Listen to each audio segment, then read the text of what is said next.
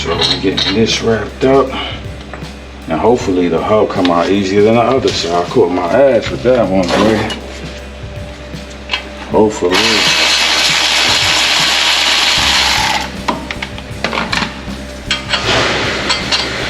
I pray to the gods.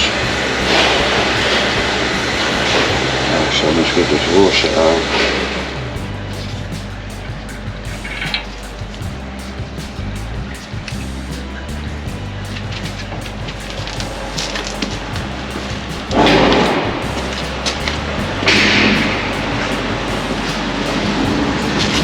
On the side, get the rotor out now.